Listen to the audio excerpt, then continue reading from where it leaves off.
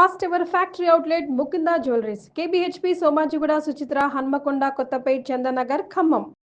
ఇప్పుడు భారతదేశంలో స్త్రీలలో అత్యధికంగా కనబడే క్యాన్సర్ బ్రెస్ట్ క్యాన్సర్. 2022లో 2,24,000 బ్రెస్ట్ క్యాన్సర్ డయాగ్నోస్ అవ్వబడ్డాయి.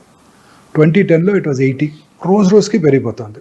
ఇంకొక బ్యాడ్ న్యూస్ ఏంటంటే భారతదేశంలో చూసే బ్రెస్ట్ క్యాన్సర్ పేషెంట్స్ యంగ్ ఏజ్లో వస్తున్నారు. యంగ్ ఏజ్లో వస్తే దే ఆర్ వెరీ అగ్రెసివ్. ఏ క్యాన్సర్ అయినా for that matter except thyroid, ఏ క్యాన్సర్ అయినా చిన్న వయసులో వచ్చిందంటే 20 to 40 మధ్య వచ్చిందంటే చాలా అగ్రెసివ్గా బిహేవ్ చేస్తాయి. లంప్ రావటం బ్రెస్ట్లో, బ్రెస్ట్ యొక్క సైజులో మార్పు రావటం, కన్సిస్టెన్సీ అంటే గట్టి మార్పు రావటం, గట్టి పట్టడం, స్కిన్ ముడతలు పడినట్టు ఉండటం, స్కిన్ ఎలా స్ట్రెచ్ అయ్యి షైనీగా ఉండటం, స్కిన్ మీద నరాలు ఉబ్బి ఉండినట్టు ఉండటం, స్కిన్ మీద అల్సరేషన్ ఏర్పడటం, నిప్పుల నుంచి బ్లడీ డిశ్చార్జ్, నిప్పుల ఏరియాలో కాంప్లెక్స్ మీద పుండు పట్టడం, సంకలో గడ్డలు రావటం, నిప్పుల యొక్క లొకేషన్ అంటే లెవెల్ ఆఫ్ బోత్ నిప్పుల్స్ మారటం, ఒకటి పైకి వెళ్ళటం ఒకటి కిందకి రావటం, ఇవన్నీ కూడా బ్రెస్ట్ క్యాన్సర్ లక్షణాలు. ఎక్కడ కూడా నొప్పి లేదు. అందరు స్త్రీలు అశ్రద్ధ చేస్తారు. సహజ సిగ్గు వెళ్ళి చెప్పుకోవడానికి. వాళ్ళకిగా వాళ్ళు రెగ్యులర్గా పరీక్ష చేసుకున్నట్టయితే ఈజీగా పట్టుకోవచ్చు. ఎలా టెస్ట్ చేసుకోవాలి బ్రెస్ట్ క్యాన్సర్ అనేది? వాళ్ళు చేసుకుంటే తెలుస్తుంది అంటున్నారు. ఎట్లా తెలుస్తుంది? సెల్ఫ్ ఎగ్జామినేషన్ అంటే వారికిగా వారు పరీక్ష చేసుకోవటం ఒక అలవాటుగా ప్రతి స్త్రీ పీరియడ్స్ అయిపోయిన 1 week తర్వాత, ఎందుకంటే అప్పుడు బ్రెస్ట్ ఆర్ సప్పులుగా ఉంటాయి. పీరియడ్స్ టైంలోనూ పీరియడ్స్ ముందు బ్రెస్ట్ ఆర్ లంపీగా ఉంటాయి, పెయిన్ఫుల్గా కూడా ఉంటాయి, టెండర్గా ఉంటాయి.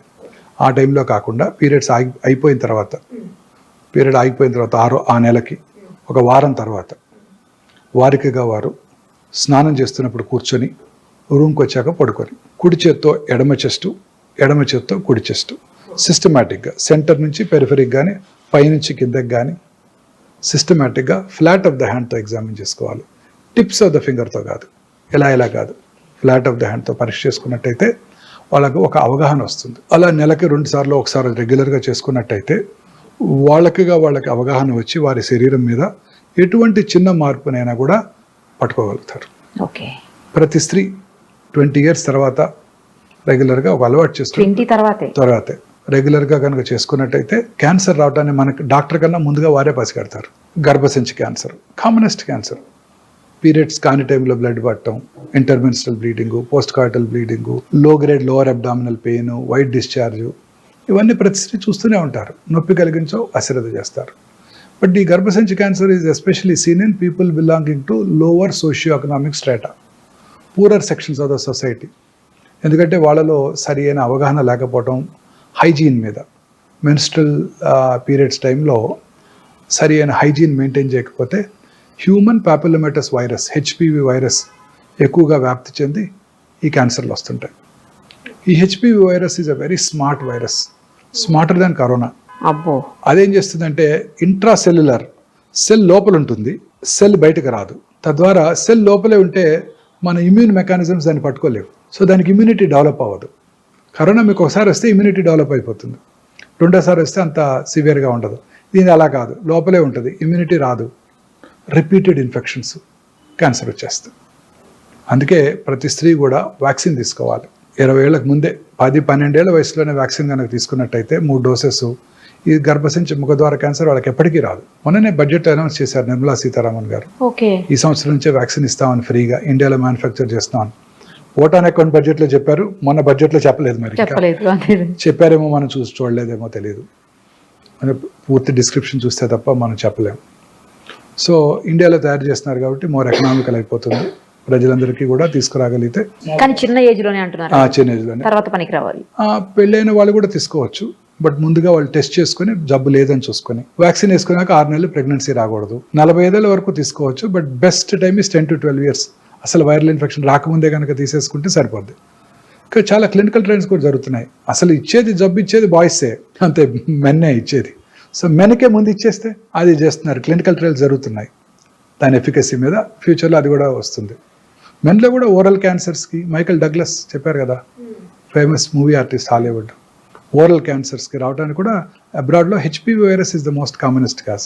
మనకి tobacco usage, gutka usage, smokeless tobacco and smoking tobacco is the risk factor, most important risk factor మనకి. సో అలాగే పుట్టుమచ్చల్లో వచ్చే క్యాన్సర్స్, మెలనోమా అంటాం. పుట్టుమచ్చ సైజు పెరిగిన, కలర్ మారిన, పుండు పడిన, ఫ్లేక్స్గా ఊడిపోతున్నా, బ్లడీ డిశ్చార్జ్ ఉన్నా అవి క్యాన్సర్గా మారుతున్న లక్షణాలు అనమాట. ఈ పుట్టుమచ్చ క్యాన్సర్స్ వెరీ డేంజరస్ అండి, చాలా అగ్రెసివ్గా పాకుతుంటాయి. ఇలా వచ్చిన లొకేషన్ బట్టి మన క్యాన్సర్స్ లక్షణాలు ఉంటాయన్నమాట. సార్ చెప్పండి, ఇప్పుడు ఒక హెరిడిటరీగా వచ్చేటువంటి క్యాన్సర్స్ ఉంటాయి కొంతమందికి అలా కాకుండా కేవలం వాళ్ళ హ్యాబిట్స్ తోటి, ఫుడ్ హ్యాబిట్స్ లేదంటే డ్రంకన్ కండిషన్స్, బాగా ఆల్కహాలిక్, లేదంటే స్మోకింగ్, ఇలాంటి వాటితోటి వచ్చే క్యాన్సర్స్ ఉంటాయి. మరి ఇలాంటివి కూడా హెరిడిటరీ క్యాన్సర్స్ గా మారే అవకాశం ఉంటుందా, అలా ఏముండదా? అండి, cancer is not hereditary. First మీరు తెలుసుకోవాలి, అది ఒక 6 రకాల క్యాన్సర్స్: బ్రెస్ట్, ఓవరీ, థైరాయిడ్, ప్రాస్టేటు, కోలను, ప్యాంక్రియాస్. ఇవి కనుక దగ్గర బంధువుల్లో ఉన్నట్టయితే, అంటే అక్క చెల్లెలకి, అన్నదమ్ములకి, తల్లిదండ్రులకు ఉన్నట్టయితే, ఫస్ట్ డిగ్రీ రిలేటివ్స్లో వాళ్ళకి ఈ క్యాన్సర్ వచ్చే అవకాశాలు సాధారణ ప్రజానీకం కంటే కొంచెం ఎక్కువ. అంతే తప్ప వాళ్ళకి వస్తేనే కాదు. ఓకే, కొన్ని జన్యుపరమైన కారణాల వల్ల క్యాన్సర్స్ వస్తాయి. Most important BRCA1, BRCA2. Famous personality, Hollywood movie heroine Angelina Jolie. తల్లిగారికి ట్రిపుల్-నెగటివ్ బ్రెస్ట్ క్యాన్సర్ వస్తే వారు ఈ BRCA1, BRCA2 టెస్ట్ చేయించుకొని 2011లోనే వారు bilateral mastectomy, subcutaneous mastectomy, implant place చేసుకున్నారు. అలాగే బైలాటరల్ ఊఫరెక్టమీ కూడా చేయించుకున్నారు. 2 ఓవరీస్ కూడా తీయించేసుకున్నారు. Hereditary breast ovarian cancer syndrome అంటారు దీన్ని.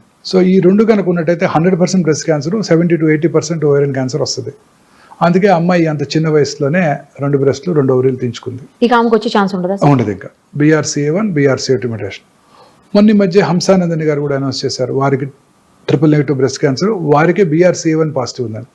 వారికి కూడా బ్రెస్ట్ క్యాన్సర్ వచ్చే అవకాశాలు 90%, ఓవేరియన్ క్యాన్సర్ వచ్చే అవకాశాలు 60 to 70%. సో ఈ BRCA1, BRCA2 పాజిటివ్ ఉంటే వాళ్ళకి రిస్క్ రిడక్షన్ సర్జరీస్ అని ముందే చేయించుకున్నట్టయితే క్యాన్సర్ రాకుండా కాపాడుకోవచ్చు. తర్వాత కొన్ని రకాల thyroid cancers, medullary thyroid carcinoma, red gene అంటారు, RET జీన్, రెడ్ జీన్. అది కనుకున్నట్టయితే వాళ్ళకి ఆ క్యాన్సర్ వస్తుంది.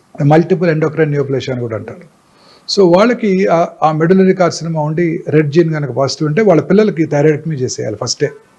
ఎప్పుడు చేయాలి? 1 year రాకముందే చేసేయాలి. అప్పుడే బెస్ట్ సర్వ్డ్. అంత చిన్న ఏజ్. రెడ్ జీన్ పాజిటివ్ ఉంటే 1 year రాకముందే చేసేసేయాలి థైరాయిడ్ సర్జరీ, టోటల్ థైరాయిడెక్టమీ చేయించేసుకోవాలి. అలాగే FAP gene, familial adenomatous polyposis coli.